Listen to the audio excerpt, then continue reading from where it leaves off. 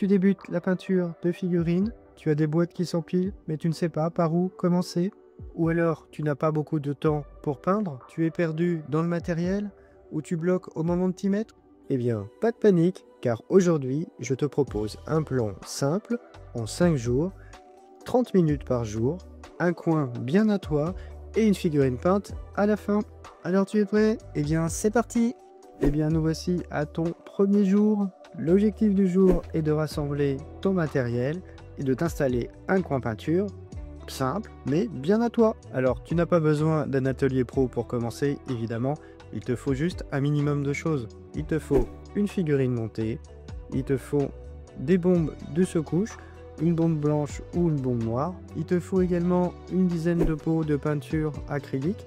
Alors, je te conseille pour commencer des peintures métallisées comme l'argenté ou le doré, une teinte chère, il te faut également du blanc, du noir, et il te faut les 3 couleurs primaires, c'est-à-dire le jaune, le bleu et le rouge primaire, qui vont te permettre d'obtenir pratiquement toutes les autres couleurs en les mélangeant.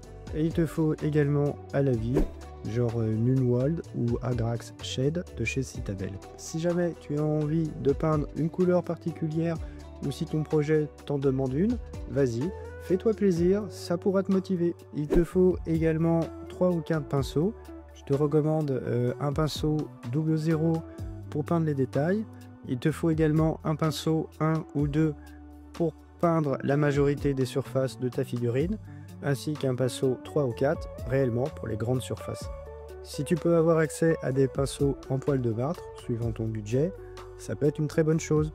D'autant plus que si tu les entretiens bien, ces pinceaux, tu vas pouvoir les garder des mois.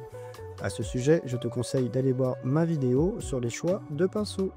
Très important également, il te faut un bon éclairage. Alors un éclairage ambiant au plafond, et je te conseille fortement 2 lampes de bureau par exemple, pour bien éclairer ta figurine, pour pas qu'il n'y ait d'ombre, pour pas qu'il n'y ait de coins cachés. Il te faut également de l'eau et il te faut du sopalin. Le plus important en histoire, c'est pas le matos. Généralement le matos, on y pense en premier. Et on s'attache beaucoup à ça. Mais ce qu'il te faut surtout, c'est un coin bien à toi. Alors un truc simple, hein, une planche avec 2 tréteaux, des boîtes pour ranger tes figurines, pour ranger ta peinture.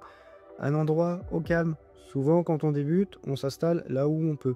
Sur une table de cuisine, un coin où il y a parfois du passage, où on est obligé de bouger, où on ne peut pas se concentrer.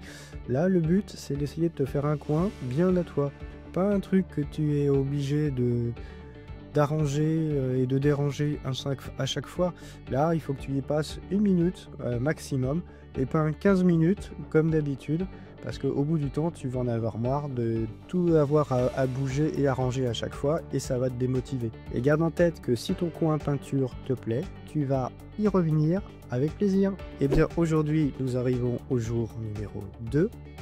Il va s'agir de passer ta sous-couche de peinture, de choisir ton schéma de couleur et ta technique de peinture préférée. En ce qui concerne le sous-couchage des figurines, je te conseille d'aller voir mes vidéos sur le sous-couchage des figurines ou le sous-couchage aérographe. Je te conseille également de partir sur une peinture de figurine qui te plaît. Ne choisis pas une figurine au hasard si possible. Choisis une figurine dont le lore te plaît, dont tu prendras du plaisir à peindre et dont tu pourras imaginer déjà le résultat final rien qu'en commençant. Que ça soit un intercesseur des Blue Angels, que ça soit un garde impérial, un tyrannide, un cultiste, peu importe, juste que le truc te plaise. Je te conseille également de rester simple au niveau des couleurs. Choisis 3 ou 4 couleurs maximum. Une couleur pour l'armure, une couleur pour le métal, une couleur pour la peau, une couleur pour le tissu par exemple. Pour commencer, ça sera amplement suffisant. Ensuite, il va falloir que tu choisisses ta méthode de peinture. Je m'explique, il y a une méthode de peinture classique, celle que Games Workshop utilise habituellement, par exemple dans ses vidéos et que reprennent beaucoup de personnes, surtout pour commencer. Donc c'est-à-dire la couche de base, un ombrage, un lavis par exemple, et un éclaircissement. Pour ce type de peinture, tu vas commencer avec une sous-couche classique, une sous-couche noire, une sous-couche blanche, grise, en fait, peu importe. Il y a aussi des méthodes de peinture dites rapides, entre guillemets, c'est-à-dire la peinture contraste, le slapshot.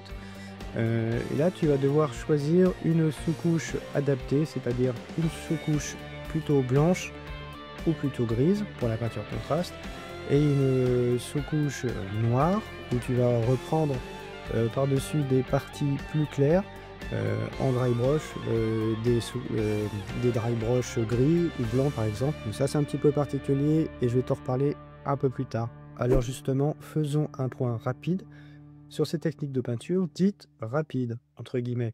D'après moi, est-ce que c'est une bonne ou une mauvaise idée de commencer par ces techniques de peinture dites rapides? Alors, dans les techniques de peinture rapide, comme je te disais, il y a les peintures contrastes. C'est une peinture qui est très fluide.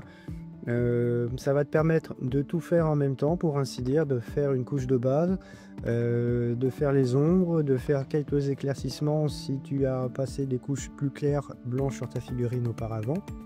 C'est la même chose pour le slapshot, sauf que tu vas passer plus de temps au départ à éclaircir ou assombrir certaines zones, suivant ce que tu désires en résultat final, suivant ce que tu désires avoir des couleurs plus claires ou plus sombres suivant les endroits, et tu repasses une couche de contraste. Là je ferai d'autres vidéos pour en parler un peu plus en détail. Alors à mon avis, il faut faire attention avec ces couleurs dites rapides, surtout quand on est débutant. Parce que quand on est débutant, on veut vraiment aller très vite. Ça se comprend si tu veux avoir des figurines toutes simples, juste pour jouer rapidement. Si t'as pas beaucoup de temps, si t'as pas envie d'y passer beaucoup de temps. Par contre, attention, parce que d'après les retours que j'ai eu de peintres débutants, beaucoup de peintres débutants ont été déçus par ces techniques dites rapides. Parce qu'ils s'en faisaient une idée bien différente et le résultat final, ils étaient plutôt déçus par le résultat final. Et certains d'entre eux ont même arrêté la peinture à cause de ça. C'est dommage. Parce qu'ils pensaient que d'après les publicités qu'ils voyaient, c'était une technique simple et sans effort, avec des résultats magiques. Eh bien, c'est pas le cas, je dois te le dire. Garde-le en tête si tu dois choisir ta méthode de peinture. Ce sont des techniques qui demandent quand même une adaptation, qui demandent du temps pour obtenir des bons résultats. Alors c'est vrai que ces techniques permettent un accès à la peinture à plus de personnes à la base, mais ça reste quand même des techniques à maîtriser. Il y a aussi l'idée de l'achat de ces peintures contrastes. Si tu as un budget limité, sache que ces peintures peuvent coûter plus cher que les autres et que de toute façon il te faudra acquérir les peintures acryliques de base en plus de tes peintures contrastes. Aujourd'hui tu vas attaquer le jour numéro 3. Il s'agit des couleurs de base. Alors si tu as choisi une technique de peinture classique, c'est simple, tu vas appliquer les couleurs une à une sur chaque surface. Si tu as choisi une technique de peinture dite rapide, c'est encore plus simple. Tu vas passer également tes peintures une à une, mais elles vont faire tout le travail en même temps. Couche de base, ombrage, voire éclaircie.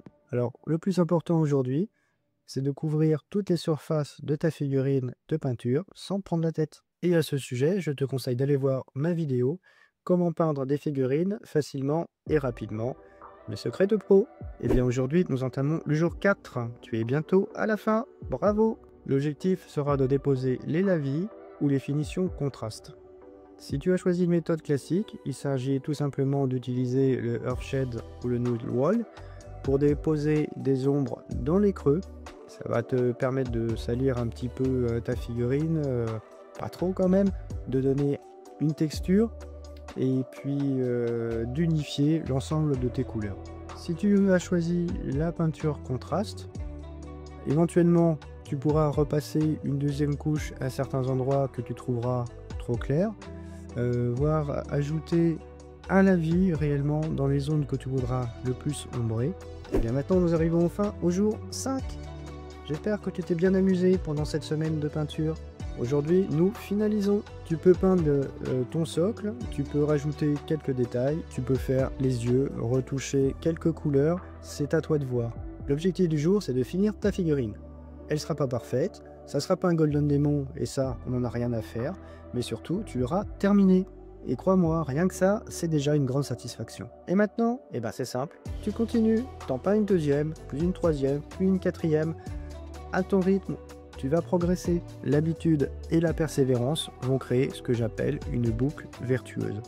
C'est-à-dire qu'au fur et à mesure, ça va devenir un automatisme.